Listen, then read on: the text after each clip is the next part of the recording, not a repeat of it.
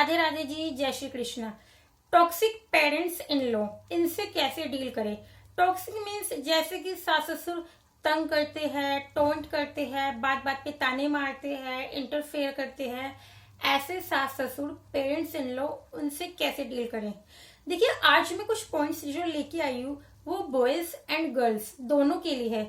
Boys में क्यों कह रही हूँ, क्योंकि बहुत कम बट कहीं ना कहीं ऐसा है कि बॉयज भी अपने सास ससुर से परेशान होते हैं, उनके सास ससुर भी टॉक्सिक हो जाते हैं, बट ऐसा बहुत कम है। हमारे इंडिया में तो वैसे भी कहते हैं ना कि दामाद को भगवान की तरह पूजा जाता है, तो बॉयज के लिए कम है। हाँ, गर्ल्स के साथ ये प्रॉब्लम ज्यादा होती है। गर्ल्स के पेरेंट्स इन लोग टॉक्सिक ज्यादा हो जाते हैं। मेनली अगर बात करें तो सास की, सास थोड़ी ज्यादा मतलब टॉक्सिक हो जाती है। ससुर जी तो फिर भी बहुत कम केस मिलते हैं। तो चलिए स्टार्ट करते हैं। बट सबसे पहले मैं आपसे एक बात कहूंगी कि आपको ना अपने सास ससुर के प्रति थोड़ा सा अपना प्रोस्पेक्टिव चेंज करना होगा, अपना नजरिया। एक्चुअली ना क्या होता है कि हमने बचपन से सुना होता है कि सासें तो ऐसी होती है, बहुओं को बहुत तंग करती है, बात बात पे उनको टोंट करती है, उनको बहुत परेशान करती है, या घर की नौकरानी बना के रखती है। तो हमारा जो माइंडसेट होता है ना, मतलब वो बहुत नेगेटिव हो जाता है उनके प्रति। जब हम शादी करके नए घर में आते हैं, मान लीजिए अगर हमारी सास ने हमसे हल्की से कोई बात कही तो हम बुरा मान जाते हैं। तो मतलब माइंडसेट शुरू से ऐसा होता है। तो इसलिए आपको सबसे पहली बात कि आपको अपना पर्सपेक्टिव चेंज करना होगा, उनके प्रति अपना माइंडसेट चेंज करना होगा, उनको कहीं ना कहीं अपने माँ बाप की तरह समझना होगा आपको थोड़ा बहुत है। अब स्टार्ट करते हैं कि जब पेरेंट्स इन लोग टॉक्सिक हो जाते हैं तो उस सिचुएशन को कैसे हैंडल करें, कैसे उसका सामना करें। सबसे पहली बात कि इनसिक्योरिटी, जैसे सास होती है उनको ना कहीं अपनी बहू से इनसिक्योरिटी हो जाती है। जैसे अब बहू आई, पहले पूरे घर में सास का राज था, बट अब बहू का हो गया, उनके बेटे पे कहीं ना कहीं उनकी बहू का मतलब राज हो गया, तो उनको इनसिक्योरिटी फील हो जाती है। इसलिए वो बात बात पे इस तरह से फील करती है कि आपको तंग करती है। तो आप एक बार प्यार से उनसे बात कीजिए, आप उनको समझाइए, उनसे कहिए कि मम्मी जी देखिए, ये घर सबसे पहले आपका है और आपका ही रहेगा, आपके बेटे पे भी सबसे पहले आपका ही हक रहेगा, मेरा बाद में है। इनफैक्ट अगर आपके हस्बैंड भी अगर अपने पेरेंट्स को इतना मतलब टाइम नहीं दे पाते हो तो आप अपने सास ससुर के सामने बल्कि अपने हस्बैंड से कहिए कि थोड़ी देर मम्मी के पास ही बैठ जाइए, पता है ये आपको कितना याद करती है, आप ऑफिस चले जाते हैं या आपके बारे में बातें करती है। इस तरह से अगर आप ऐसा करेंगे ना तो आपके पेरेंट्स इन लोगों को, आपके सास ससुर को कितना अच्छा लगेगा कि हाँ, हमारी बहू हमारी मतलब कितनी हमारी केयर करती है। तो पहली बात हुई इनसिक्योरिटी। तो इसलिए आपको उनसे प्यार से बात करनी है, उनको समझाना है कि इस घर पे और आपके बेटे पे पहला हक आपका ही है, मैं तो बाद में हूँ। और फिर सेकंड पॉइंट कि इसी इनसिक्योरिटी के चलते चलते ना वो भड़काने लग जाते हैं, अपने बेटे को अपने बहू के प्रति भड़काने लग जाते हैं। जैसे अगर बेटा ऑफिस से आया तो वो भड़का रहे कि तेरी वाइफ ऐसी, उसने ऐसे किया, उसने हमें ऐसे बोला। कई बार तो झूठ झूठ भी बोल देते हैं जिसमें कोई सच्चाई नहीं होती। तो देखिए, आप अपने हस्बैंड से मतलब उनको समझाइए। मैंने एक शॉर्ट भी बनाया था, उसमें मैंने कहा था कि आप अपने हस्बैंड वाइफ की बॉन्डिंग ऐसी करिए, मतलब अपने बीच में एक ऐसी अंडरस्टैंडिंग बनाइए कि कोई तीसरा आपको ना भड़का सके, कोई तीसरा आपके बीच में ना आ सके। तो जब ऐसी सिचुएशन अगर आ जाती है कि वो भड़काते हैं आपके हस्बैंड को आपके खिलाफ, तो आप अपने हस्बैंड से ही बात कीजिए, कहिए कि घर में ऐसे ऐसे चल रहा है, मम्मी जी ऐसे कर रही है। तो वो इतने मैच्योर होंगे, वो खुद फिर चीजों को ऑब्जर्व करेंगे, वो खुद समझ जाएंगे कि कौन सही है और कौन गलत है। हाँ, बहुत ही रेयर सिचुएशन ऐसी होती है कि जहाँ हस्बैंड भी नहीं समझते हैं, वो आपको ही गलत समझते हैं, तो वहां थोड़ा सा ना दूरी, थोड़ी सी डिस्टेंस बना लीजिए। फिर उनको अपने आप आपकी वैल्यू मतलब फील होएगी, पता चलेगा आपकी वैल्यू के बारे में। बट सबसे पहले तो आप प्यार से अपनी सासू माँ से ही बात कीजिए कि मम्मी जी ऐसे ऐसे है और इस घर पे आपका ही हक है। फिर सेकंड नंबर पे अपने हस्बैंड को मतलब अपने प्रति करने की थोड़ा कोशिश कीजिए कि एक उनको ना बीच में जज बना लीजिए एक तरह का। जब आप उनको अपनी सारी सिचुएशन बताएंगे घर की, वो खुद ऑब्जर्व करेंगे, फिर वो खुद एक जज बन के मतलब देखेंगे कि हाँ, कि चीजों को कि कौन सही है कौन गलत है, कौन कैसे क्या कर रहा है। तो आपको फिर वहां इतनी प्रॉब्लम नहीं होगी। तो ये हुई सेकंड बात, जब आपके हस्बैंड को भड़काए। तो थर्ड पॉइंट, जैसे कई बार ये होती है प्रॉब्लम की ना बहू बेटों को वो स्पेस नहीं देती, जैसे घूमने फिरने नहीं देती, बहुत मन करता है कि आपके हस्बैंड के साथ कहीं बाहर जाने का, बट सासू माँ मना कर देती है। तो आप डायरेक्ट उनसे बात मत कीजिए, क्योंकि ऐसा होता है अगर आप खुद बात करेंगी तो वो आपकी बात का बुरा मान जाएंगे। आप अपने हस्बैंड को कहिए कि क्या आपका मन नहीं करता मेरे साथ घूमने फिरने का, आपका मन नहीं करता मेरे साथ टाइम स्पेंड करने का। तो जब वो खुद, अगर उनको होगा ना कि हाँ मेरा मन करता है, तो वो खुद अपनी माँ से इस बारे में बात करेंगे, अपनी मम्मी पापा से। तो वहां पे डायरेक्ट आप उनसे बात मत कीजिए, आप अपने हस्बैंड के प्रति उस बात को आगे कन्वे करवाइए। अगर आपके हस्बैंड का मन करता होगा आपके साथ टाइम स्पेंड करने का, तो वो खुद अपने मम्मी पापा से बात कर लेंगे। हाँ, अगर उन्हीं का मन नहीं है तो फिर वो एक अलग सिचुएशन हो गई, उसमें उसको एक अलग तरह से हैंडल करेंगे, फिर वहां पे वो टॉक्सिक पेरेंट्स वाली बात नहीं आएगी। तो ये हुई तीसरी बात। चौथी बात, जैसे कि लुक को लेके कि कि हमारी बहू तो इतनी सांवली है या मोटी है, बात बात पे आपको लुक को लेके ताने मारना, तो ये बात तो सही नहीं है। यहाँ पे आप पहले बार तो आप उनको क्लियर कट आप उनको समझा दीजिए, मम्मी जी देखिए लुक किसी के हाथ में नहीं होती, आप मुझे इस बात में ताने नहीं मार सकते। अगर वो थोड़े से भी मैच्योर होंगे, पढ़े लिखे होंगे, तो आपकी बात को समझ जाएंगे। क्योंकि देखिए मोस्टली क्या होता है कि सबको पता होता है एक बार अगर जवान खुल गई अगर बहू की भी, तो फिर वो दोबारा भी खुलेगी। अगर आज बहू ने हमसे बदतमीजी किया तो फिर वो दोबारा भी करेगी। इसलिए इंसान खुद मतलब नहीं अपनी बेइज्जती करवाना चाहता। बहुत कम ऐसे होते हैं जिनको लड़ाई झगड़े में ही मजा आता है, तो वो एक अलग बात है। अदरवाइज आप उनको क्लियर कट बोल दीजिए कि आप पढ़े लिखे हैं, आप समझदार हैं, आपके मुंह से ऐसी बातें शोभा नहीं देती। आपको ही पता है इसमें एक आदमी मतलब एक इंसान का अगर उसकी लुक अच्छी नहीं है तो उसका कोई रोल नहीं है, उसमें उसकी कोई गलती नहीं है। तो आप प्लीज ऐसे मत बोलिया करिए। और अगर फिर भी नहीं मानते हैं तो क्या करें। और ये सब बातें जो आपको करनी ना, वो बहुत पेशेंस के साथ बहुत प्यार से करनी। ये नहीं कि आप गुस्से में बोले, बड़े प्यार से उन्हें समझाइए। अगर फिर भी नहीं मानते तो थोड़ा इग्नोर करने की कोशिश कीजिए। एक सबसे अच्छा मंत्र कहते भी ना कि ओम इग्नोराय नमः, तो थोड़ा सा इग्नोर करने की कोशिश कीजिए और थोड़ा डिस्टेंस बनाने की कोशिश कीजिए।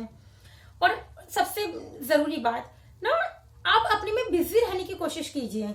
मेनली पता क्या होता है, ये लड़ाई झगड़े या इन चीजों का सामना कब करना पड़ता है, जब हम 24 घंटे एक इंसान की नजरों के सामने रहते हैं। फिर हमारे माइंड में भी हर टाइम वही इंसान चलता रहता है और उनके माइंड में हम हर टाइम हम ही चलते रहते हैं। जब आप अपने में बिजी हो जाएंगे, अपने को व्यस्त कर लेंगे किसी क्रिएटिव में, तो पता है फिर आपका हर टाइम अगर वो उन्होंने कुछ कह भी दी ना छोटी मोटी बातें, तो वो आपको आप एक कान से सुनेंगे दूसरे से निकाल देंगे। आधी बातें तो ऐसे ही शॉर्ट आउट हो जाएगी, क्योंकि फिर आपका जो माइंड है ना वो और चीजों में, आपके क्रिएटिव कामों में लगेगा कि हाँ मुझे जल्दी से अपना काम खत्म करके मुझे वो काम करना है, या मुझे आपको अपनी कोई हॉबी परस्यू करनी है, तो आप जल्दी जल्दी कोशिश करेंगे कि ये घर का काम निपटा के मैं अपना वो काम करूँ। क्या होता है कि हमने बचपन से लड़कियों ने घर का काम ही सीखा होता है नॉर्मली, तो घर के काम में ना फिजिकली तो बहुत मेहनत होती है, लेकिन मेंटली इतना माइंड नहीं लगता घर के कामों में। तो फिर वो माइंड हमारा और चीजों में चलता रहता है कि उसने मुझे ऐसा क्यों कह दिया, उसने मुझे ऐसा क्यों कह दिया, या मम्मी जी ने मेरे साथ आज ऐसे किया। तो जब आप और किसी अपने क्रिएटिव काम में लग जाएंगे ना, तो आपकी वो बातें तो आप सुनेंगे 5-7 मिनट माइंड में रहेगी, फिर वैसे निकल जाएगी।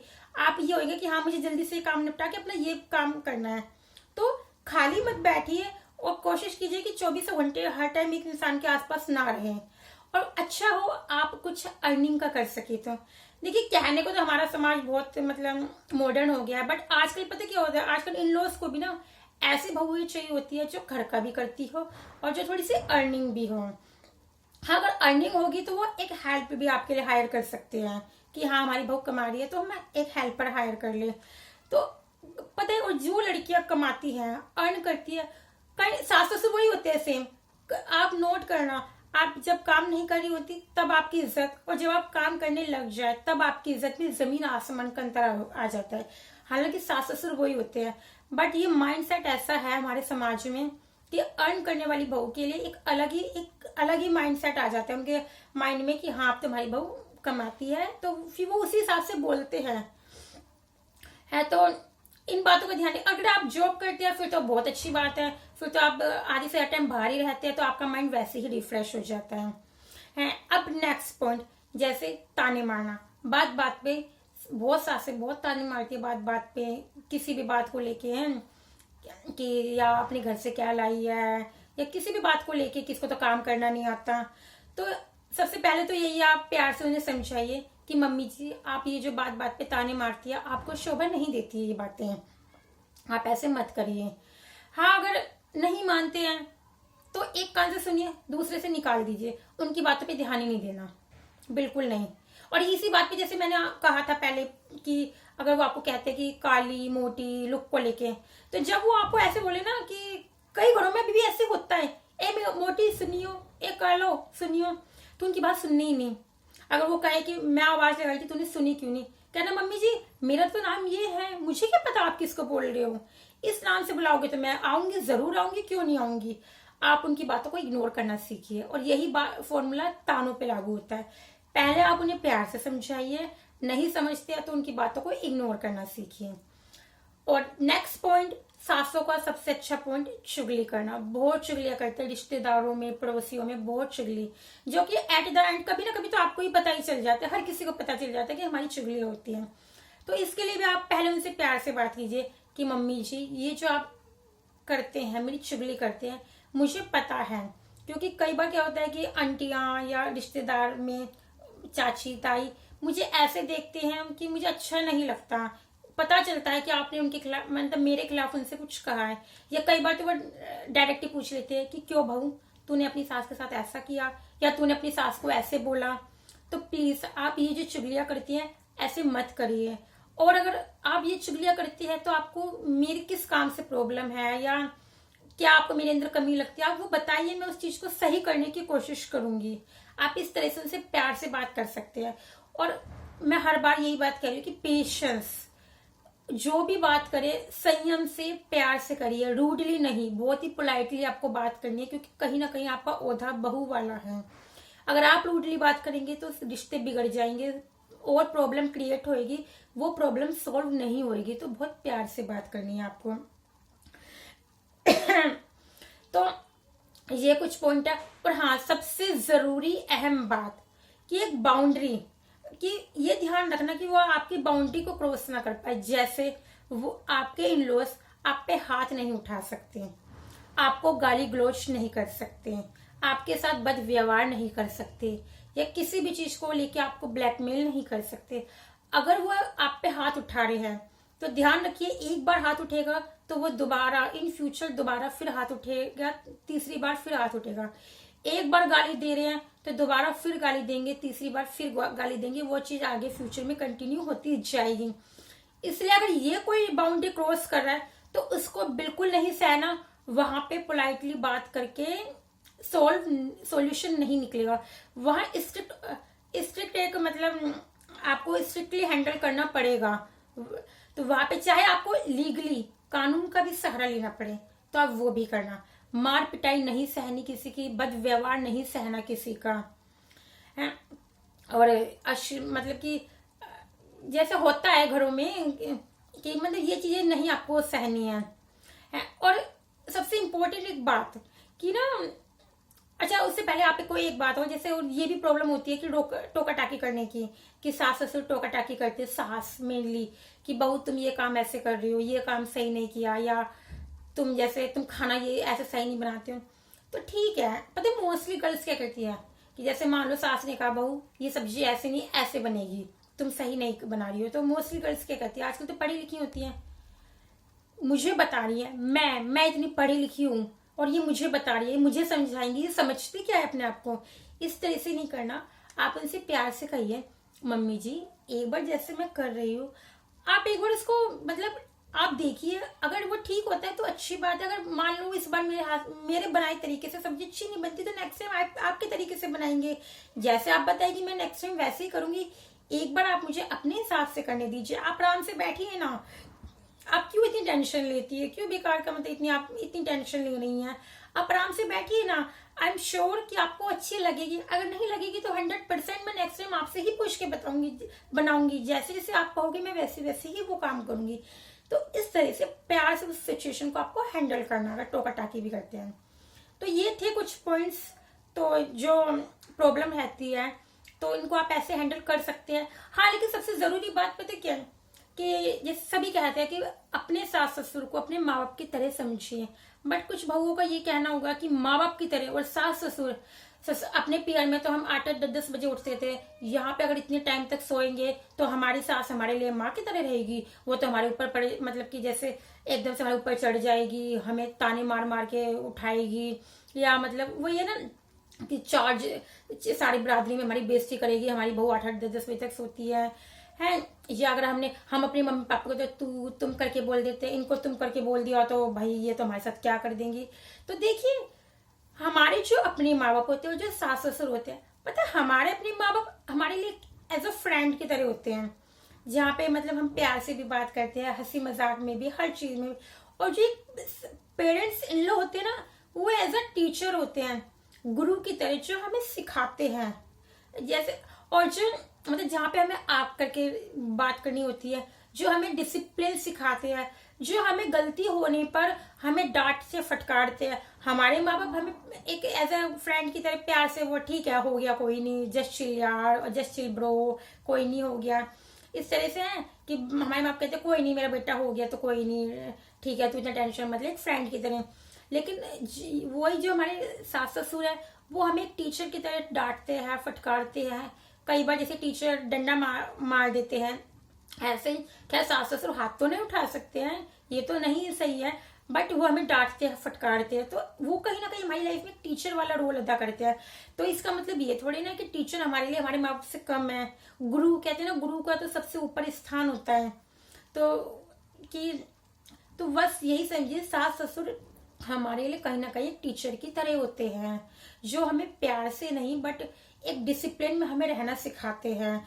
अगर हमारी जहाँ गलती होती है वहां वो हमें इतने प्यार से नहीं समझाते, तो थोड़ा डांटते हैं, ताकि हम उस बात को कभी जिंदगी में भूले नहीं।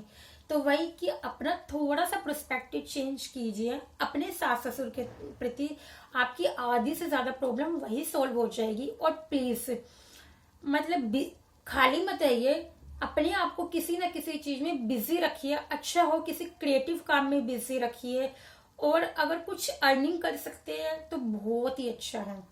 ठीक है, अच्छा, फिर मिलती हूँ एक अगली वीडियो के साथ। आपको ये वीडियो कैसी लगी प्लीज कमेंट जरूर करिएगा, और मेरे चैनल को अगर आपको मेरी वीडियोस अच्छी लगती है तो लाइक और सब्सक्राइब जरूर करिएगा। मुझे आपके सपोर्ट की बहुत जरूरत है। Thank you.